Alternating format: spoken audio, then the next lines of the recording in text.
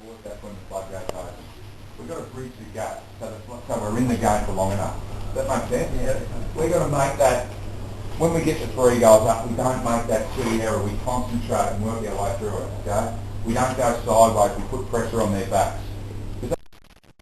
Well, here we are once again, a lovely Monday afternoon. The sun has just poked its head out, and we're speaking with Barry Peatling again as he reviews the game on the weekend. Afternoon, Barry. Well, actually, it's not a lovely day at all. It's pretty cold. The sun's just come out, and it's about 3 degrees.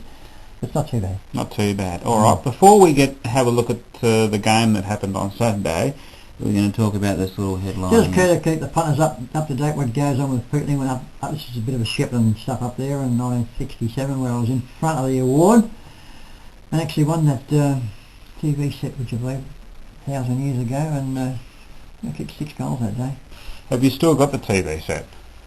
At the back room, yeah. At the back room. As an antique. As an antique. Worth a lot of money, I'd say now. Probably. Yeah. I notice here that... I checked the goal kicker now. I think I was 3rd or 4th, was I?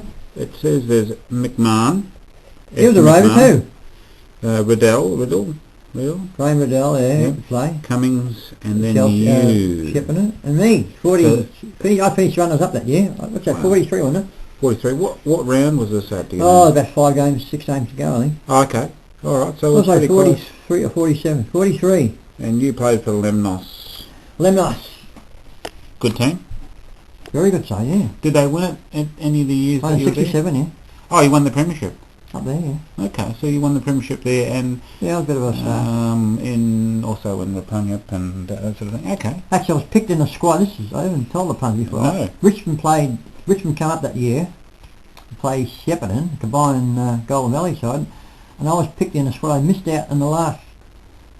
I picked this other stupid rugby in front of me, but I would have been playing against Royce Hart and Neville Crowe, my mate Roger Dean. What was this for? What an interleague game. Richmond came up before the season started, before the VFL started, and they came up to play a combined side of Shepparton. They beat us by about 8 or 9 goals. But it was pretty good performance. Would have been good to be a part of. Yeah, it would have been. Yeah, but I was in the squad. Okay, very good, excellent. All right, well, let's get stuck into the game that happened on Saturday. All right, well, let's, as we say, get stuck into the game. Weather and conditions, Barry. The weather was pretty ordinary, windy, about a 4 or 5 goal wind advantage in the first 2 quarters, but that died down a bit. But wet. It didn't rain very heavy, but just enough to annoy you. It was drizzly, yeah, but cold up there too. All right, well, were there any changes? No changes, thank God, from last week. It was because I had a good win last week. Very good win. Against Seaford, who turned out to be a good team, didn't they? Well, they are, because Seaford they got within 4 goals of Frankston West W on the weekend, and we beat Seaford by 5, and West W beats us by 12, 14. What's going on? I don't know. It's crazy stuff. Well, let's get into the game. The first quarter, Karingal 4-1-25, Chelsea 4-4-28. It was we had the win, but we didn't capitalise much. We kicked a few behind.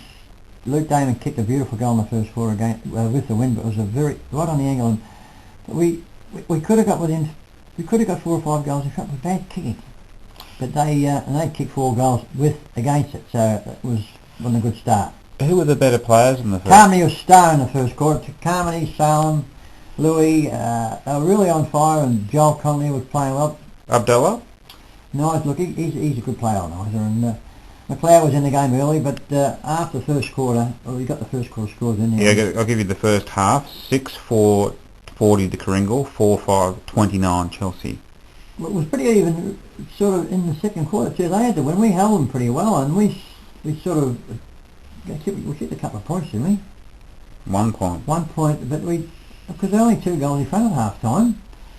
And so we started to die out in the last part of the second quarter. The run was on, and Carmody stopped dead, and it was we could have been in front at half time. It would have been sort of a boost for the morale if we was in front at half time, but we wasn't. 2 goals behind, but it wasn't too bad. Okay, so we get to the third quarter. It looks like I'll just read the scores: 11-7, 73 Karingal, 5-9-39 Chelsea. Well, they just kicked 5 goals against the win, mate, and we were pathetic. We only scored, I think we scored 2 goals for the rest of the game after the first quarter. And after about 10 minutes in the second quarter, we just folded up. It was just... So they had the wind in that They quarter? were kicking against the wind. Oh wait a minute, they were kicking wind, sorry Mick, they were kicking with the wind, but we never got hardly up in the forward line in the second quarter, and so they were kicking pretty bad in the second quarter, otherwise they could have been 8 or 9 goals in front. What were you feeling at the end of the third quarter? You think we still were able to win it at the end of the third quarter? No, this is half time. No, I gave the third quarter scores just then. Oh no, the third quarter, it was like a bit of a sort of a procession, it was in the third quarter. You thought it was all over? Oh, it was just classy. They're just too good, and they're too fast, too strong. But the last quarter, they give us the last quarter. 17-8-1-10 Karingal, and Chelsea 6-11-47. Well, they kicked 7 goals too in the last quarter. They just very good running. Like the man alive and the Ices over there when they get the ball, and that Justin Peckett. I mean, he's due for the pension next year, I think. But he controls the game he wants to. He's still playing. He got about 30 possessions, I think, on Saturday. It's unbelievable. He's 44 of his a day, and he controls the game when he wants to control the game. Oh yeah, there is. I never catch him. On the computer, he didn't get in their best players. Well, that fella's at the wrong game too, see? Crazy stuff, isn't it? You can't miss him. He's got grey hair. He's got white hair. Simon, he's got white hair, number 42 he is. Yeah, Justin Peckett. No, 51 I think he is, 50. But he's a marvel. And there's a bit of a couple of scuffles, but Joel Connolly went off just after half time, I think it was, and that was... We had no ruck, and Jory Greed couldn't sort of... And of course, Gentle, he was trying his hardest in the ruck, but when Big Joel went off, it was a big blow, because he's a big unit. Sadly missed. Okay, well... Give us the goal kickers, Barry. Goal kickers, wasn't too many. Damon kicked 2 goals, but the first goal he kicked in the first quarter, God, it was a beautiful goal, 60 metres out, right on the angle. And 2 goals to Chrissy Warner, played alright most of the day. He missed the sitter in the last quarter, but he'll regret that, but never mind. Lewis 1 and Gary Carpenter 1. That's all for the goal kickers. Okay, the paper said 3 to Warner, 2 to Damon and 1 to Carpenter. Well, I beg to differ there. Okay. Well, that fella's always right. He's not always right, that fella, I'm telling you. Well, we're finding discrepancies every week, aren't Well, we? he makes his own scores up, that fella. Alright, well, give us your group of best players. Danny Moreland, played well all day. Salem, Nizer, Harrison. Carvey in the first half. Lewis. Abdullah? I'll give him the right. Did I say Yeah. Finney Moore? Any good? He played all right for anyway, yeah. Okay, well, give us your votes. 1 vote. 1 vote to Nizer. Good tough player, Nizer. He puts in, he doesn't muck about. 2 votes. Michael Salem got 2 votes, and 3 votes. Anthony Lewis played a good captain. 4 quarters. The only fellow played 4 quarters all day, mate. Okay. But there's a couple of disposals was very bad on Saturday from our stars. One from Lewis, one from Carmody, one from Harrison. It was just, I mean, they're delivering the ball and straight to the Karingal player. I mean, even the champ Louis, he's passed it to the wrong fella. Ooh. But he played a top game all day. He should be an inspiration, I suppose, because he just keeps getting going and getting up and bashed and getting up again. Played a good game. Give us some highlights then, Barry. Not too many highlights, Colin, I tell you. The only highlight I reckon was probably Damon's first goal. But there was some things I did take notice of. I mean, DeLuca could be back next week. Okay, so he missed this week. I was talking, he said, it's not his ankle, it's his groin. It's pulled his groin. Yeah. And I said, it could be right, but even if he does miss, we can get by with him next week because he's playing Lang Warren. If he's not too flashy, we might give him a rest because we'll beat Lang Warren. Okay. Because when the big fella went down, Joel Cron, that was probably half the end of the game. And so I said, Carmi started in the first quarter, but he faded out. And that full back plays for Karingal. He's probably one of the best full-backs I've seen in this competition. Yeah, okay. Proud, his name is. Yes. Duncan Proud. Proud, Duncan And he Proud. played in the interleague game last year too. He got their best on ground, according to the paper, Duncan Proud. Well, I don't know about being best on the ground. Yeah. You've got to be kidding. No, best on Like ground. Justin Peckett had 30-something possessions. But he could play. Discrepancies. Duncan Proud, Yeah. number 23. He just... But all the other sides of the competition now, they've got at least 2 fellas on demon here. Okay. But we can't capitalise. It should be a loose man around. Should be a loose man. Should be maybe Warner kicking more goals or something because of it. But this Prow fella, he reminded me a bit of Matty Scarlett. He takes him on. And Brian Lake, can fall back. Any other highlights there? That's all, no highlights. Well, it was a 10.5 goal win or loss to Chelsea. What needs to happen, Barry? Look, I just got to face the fact we're not good enough at the moment. That new recruit, new recruit is supposed to be playing. I was talking to Louis last night. He might be playing for 4 weeks. You sign a fellow up, he's not going to be playing for 4 weeks. He's injured or something. But if he gets back, I mean, the next 3 games we got Langwarren, Pines, and ES, I think. Yep. So we can knock them off.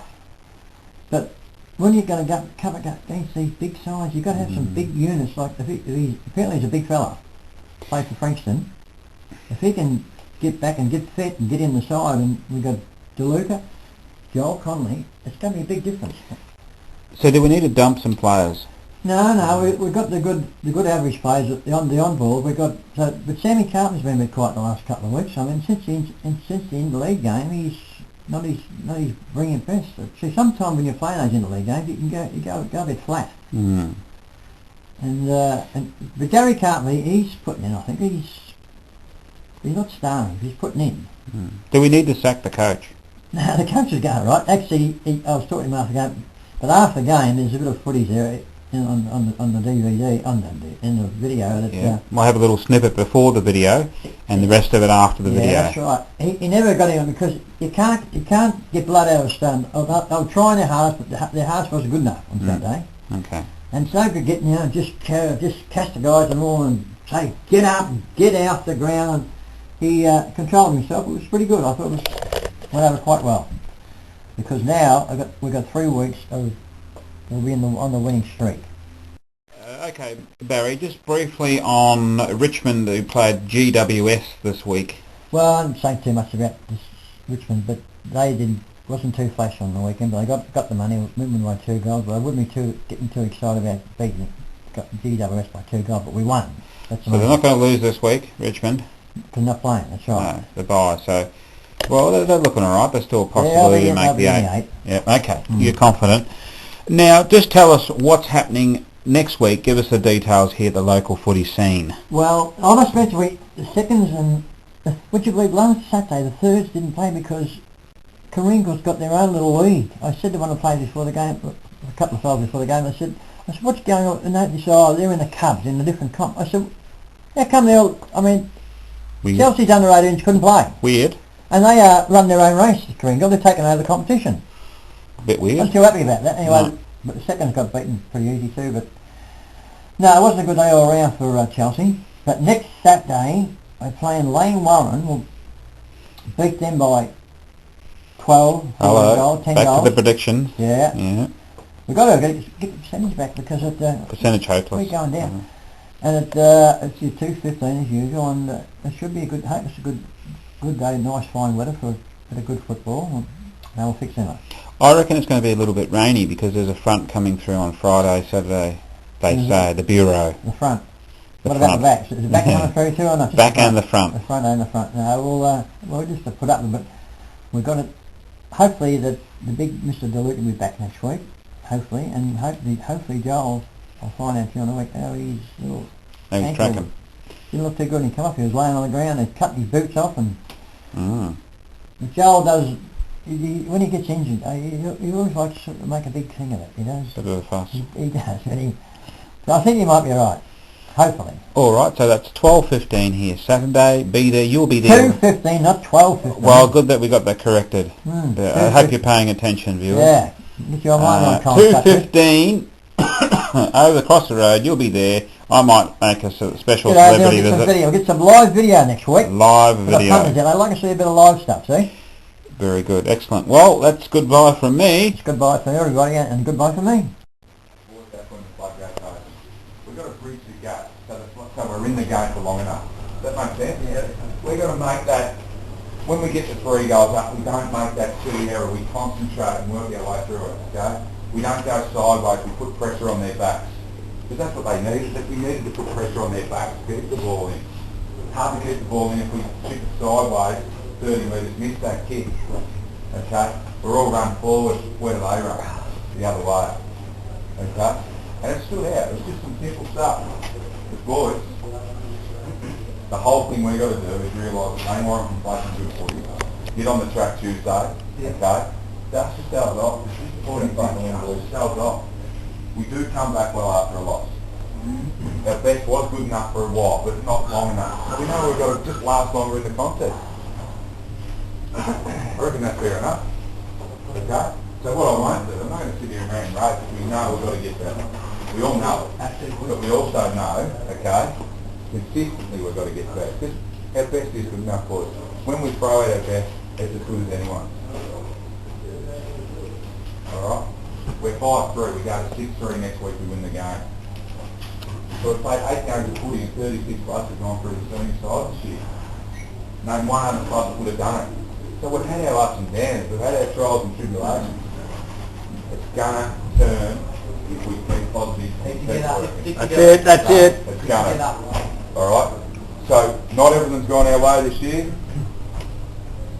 First time this year that we've had a side unchanged. Hopefully the big giraffe picks up next week. We go in, we get very excited about playing a side and rebounding. We get angry about losing the game and we rebound on the track also. We get back on the track Tuesday. We all go in there for a beer and show our faces to let them know that we're not ducking for cover. Next time we see them, we're going to hit them just as fucking hard. For longer. Okay? For longer. And realise that we are in this competition. Knee deep. But I want to be neck deep. Okay? I want to be neck deep. I want to go to the second sandbank. That just means we've got to last longer. That just means we've got to be prepared to work harder. Boys, the tide is turning, I'm telling you. Our best is getting there. We've won games that we should. So if we get to 6-3 with break and regroup, we're right in it. Dust yourselves off. Lick your wounds. Okay? Believe me, stay positive and stay together. The tide will turn. Okay? We all happy with that? We all agree with that? Just know we are good enough, boys, and you've got to believe it yourself.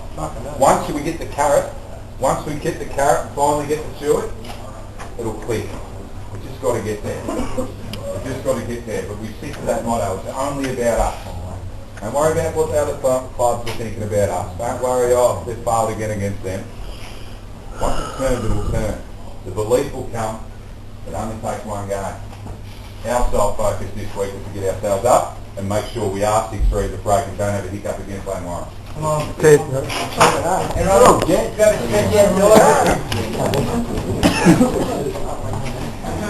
And